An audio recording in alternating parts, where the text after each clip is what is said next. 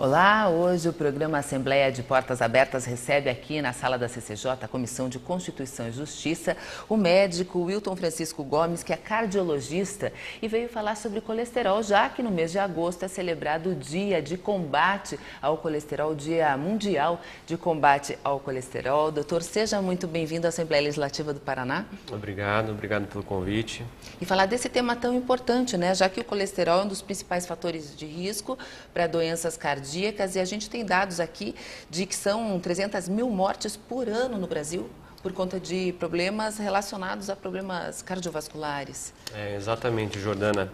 Então, o colesterol, ele é o principal fator de risco daquele problema que a gente chama de aterosclerose, que seria a deposição de gordura nas artérias, né? Na verdade, são uma formação de placas nas artérias e que eventualmente podem causar obstrução e causar o temido infarto e também o AVC, que popularmente a gente conhece como derrame. E por que os casos estão parece que cada vez mais frequentes, são mais diagnosticados? Isso sempre aconteceu? Ou é os hábitos alimentares, falta de exercícios? O que o senhor acredita que estimule tantos casos assim?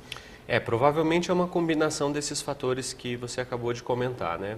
Então, a gente sabe que hoje em dia a população vive um pouco mais, né? A gente melhorou no tratamento de várias condições de saúde. Então, existe um certo envelhecimento da população e, sem dúvida nenhuma, especialmente nos centros urbanos, a gente tem um estilo de vida que também favorece contribui para que essa doença apareça, né? Então, por exemplo, o fato da gente consumir muita comida processada, em geral a gente consome mais calorias do que precisa. Existem outros hábitos também, como fumar ou mesmo o etilismo, né? E o estresse do dia a dia, tudo isso contribui então para que a gente faça inflamações nas artérias e é uma porta aberta para esse colesterol que está circulando na circulação. Acabe entrando nessas artérias e formando essas placas. Existem alguns mitos, né? Até pouco tempo atrás se falava em que não deveria se consumir tanto ovo, hoje isso já não existe. Também, porque o colesterol, quando a gente fala assim numa campanha de combate ao colesterol, ele é tratado como vilão, mas na verdade ele é necessário para a saúde do organismo, né? Exatamente. Fala essa questão dos hormônios e esses mitos em relação a carnes mais gordas e ovos que até pouco tempo eram proibidos, digamos assim, né? Essa questão dietética ela é bem interessante porque é uma coisa bem mutável, né? O tempo todo. Uma hora um alimento parece ser vilão, depois esse alimento passa a ser mocinho, né? Isso é uma coisa que acontece bastante. O que a gente descobriu nos últimos anos em relação à dieta é que não necessariamente aquele colesterol que está presente nos alimentos ele vai diretamente para a corrente sanguínea e causa doença. Existe todo um processamento de toda a alimentação, principalmente no fígado, e esse fígado ele faz um processo de empacotar esses nutrientes, né, especialmente no que a gente está se referindo em relação à gordura, e combinar isso com proteínas, né? Então a gente sabe que a gordura ela não é solúvel em água, né? Ela não se mistura na água. Para que ela se misture, a gente precisa combinar com algumas proteínas. É o fígado que faz esse papel.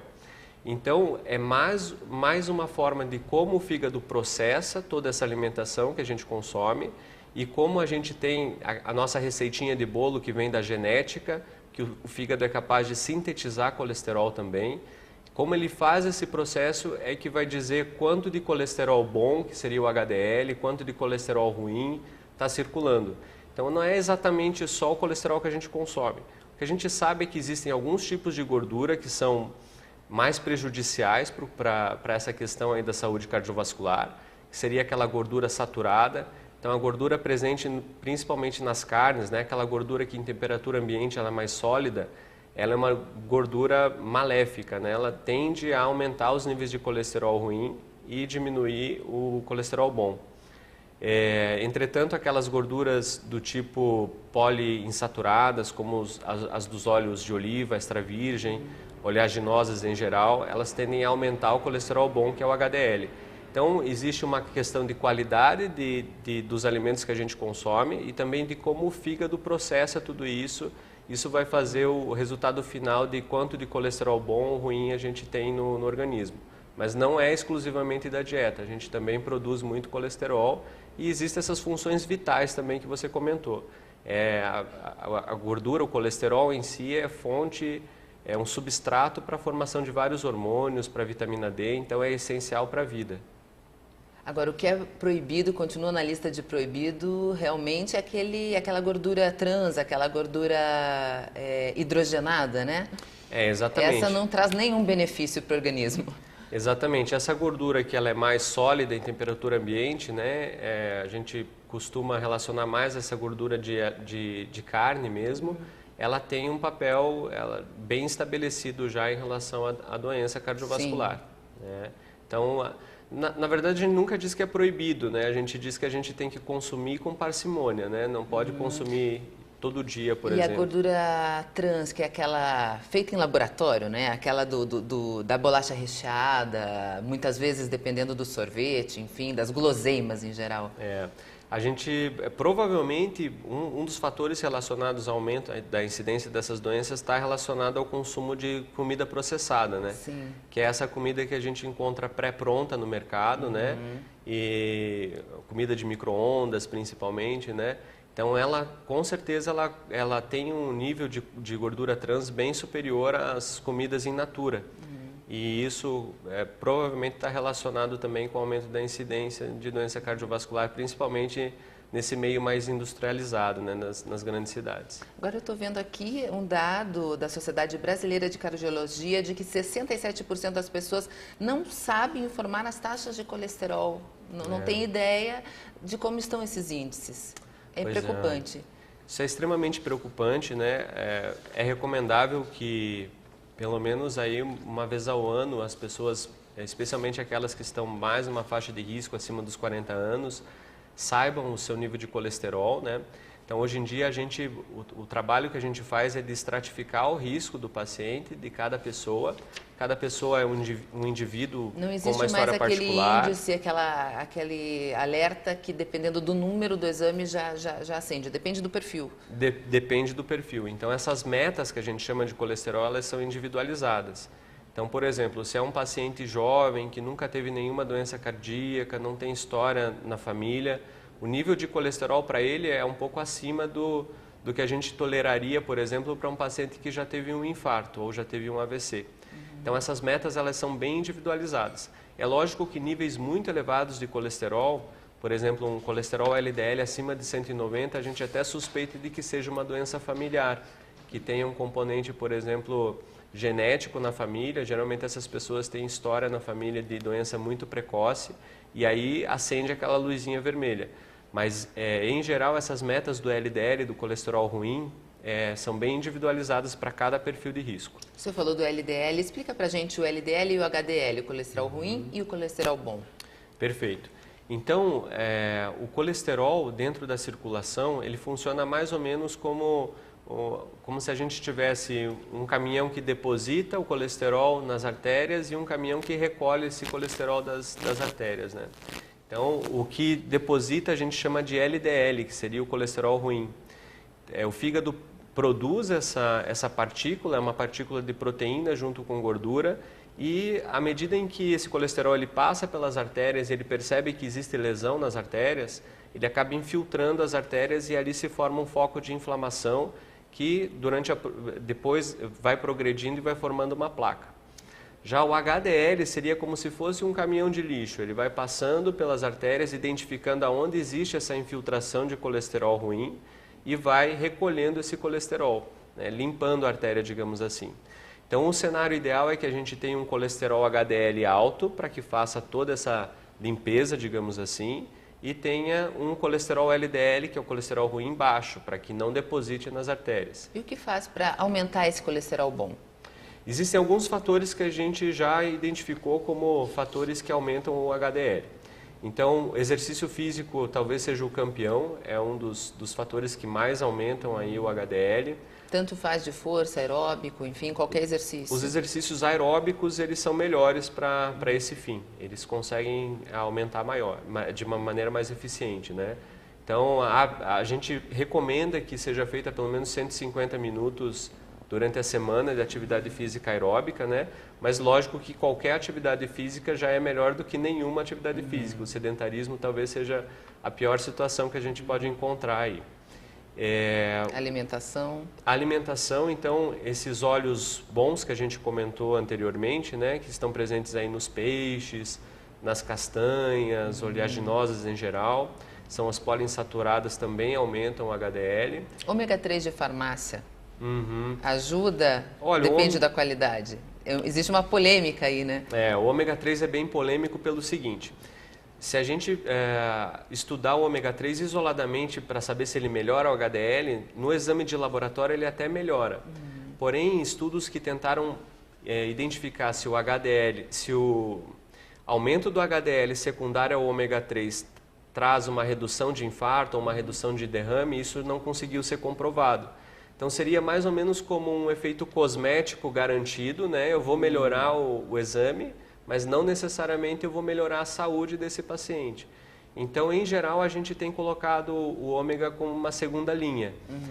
Isso veio exatamente porque esses alimentos que eu comentei, que aumentam o colesterol bom, né, eles são ricos em ômega. Então, a indústria pensou em empacotar e isolar. E realmente eles funcionam, mas a gente tem dúvida... na alimentação existe aquela coisa sinérgica, né? Exatamente, exatamente. Então, assim, uma pessoa que tem uma alimentação saudável dificilmente vai precisar de uma suplementação através do ômega, né? É uma opção, mas é uma opção mais de segunda linha. A gente recomenda mais uma mudança de estilo de vida, por exemplo. Tá certo. Outro dado aqui, Sociedade Brasileira de Cardiologia constatou que os níveis de colesterol elevado atingem cerca de 4 entre 10 brasileiros. É muita coisa. É muita coisa, né? Então seria aproximadamente 60 milhões de pessoas. 40%, né, da população. Da população adulta, isso. É verdade. Então, exatamente, a gente tem provavelmente boa parte desses pacientes que tem o estilo de vida como principal fator, e alguns que realmente eles provavelmente têm um componente hereditário aí. Mas o ideal é que esses pacientes façam os exames, né, para que possa ser identificado, que possa ter uma ação para redução aí do colesterol. Agora, além dos exames, quais seriam os sintomas? Existem sintomas para que a pessoa se atente a eles e procure o médico? Puxa, esse é um grande problema. A gente não tem sintomas, habitualmente a gente não tem nenhum sintoma. Existem casos de pessoas, às vezes jovens, que nunca tiveram problema nenhum e de repente aparecem com um problema cardíaco. Pois é. Mas como eu estava comentando, essa questão da formação de placas é uma coisa que acontece ao longo de anos, habitualmente acontece ao longo de décadas, né? Então não é uma coisa de um dia para o outro que vai formar uma placa e vai causar um infarto no paciente, né? O problema é que até o infarto aconteceu, até o derrame aconteceu, o paciente pode ser completamente assintomático, não ter nenhum sintoma dessas patologias. Então é como se fosse uma doença silenciosa que está acontecendo, formando uma obstrução ali devagarinho, até que chega um dia em que ocorre a interrupção de fluxo naquela artéria e aí causa o derrame ou o infarto. Então, no geral, é uma doença assintomática. Exceto naqueles casos familiares, alguns pacientes podem apresentar alguns sinais, que é a deposição de pequenos, como se fossem lesões de pele, que na verdade são pequenos componentes de própria gordura mesmo que infiltra a pele. Ou às vezes a pessoa que é muito jovem e tem um arco no olho, a gente chama de arco senil, quando é no idoso, mas às vezes aparece isso numa pessoa muito jovem. Pode ser um sinal. Pode ser um sinal de colesterol muito elevado. Mas em geral esses pacientes têm história familiar muito forte, né? Ele tem um pai ou a mãe ou os irmãos que tiveram um infarto ou um derrame numa idade muito precoce. E a obesidade tem relação também? Com certeza, a obesidade ela forma uma doença que a gente chama de síndrome metabólica. Então, diabetes o que também, então, entra nesse kit. Com certeza.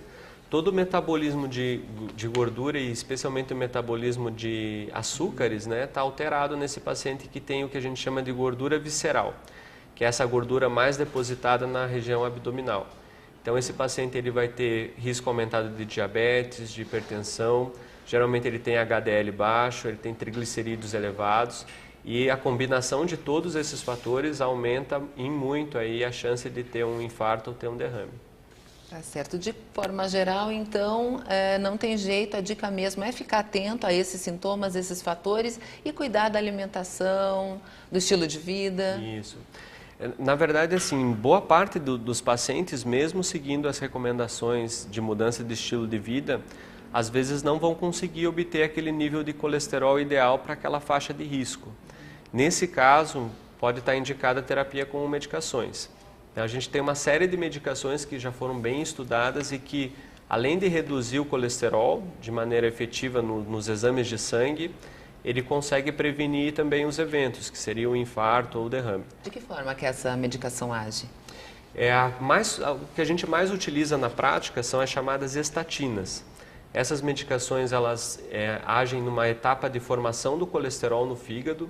Então, o fígado ele pega uma série de substratos, né, como se fossem ingredientes para formar o colesterol, junta tudo isso e forma o colesterol. Então, essa medicação ela interrompe uma etapa dessa formação. Então, o fígado não consegue daí produzir o colesterol naquela mesma intensidade que ele vinha produzindo e isso acaba reduzindo o colesterol no sangue. Em que momento a pessoa deve procurar um médico para verificar os índices, enfim? Então, se a gente está falando em prevenção, ela tem que procurar o médico mesmo que ela não sinta absolutamente nada, né? Então, a gente recomenda para adultos, em diretrizes isso varia muito, né, de sociedade para sociedade, mas pelo menos uma vez ao ano, principalmente adultos com mais de 40 anos. As mulheres até mais de 50 anos costumam ter um risco mais elevado por conta do climatério, da menopausa, né? Então, uma vez ao ano, em mais jovens, a cada 5 anos, pelo menos, fazer uma dosagem de colesterol.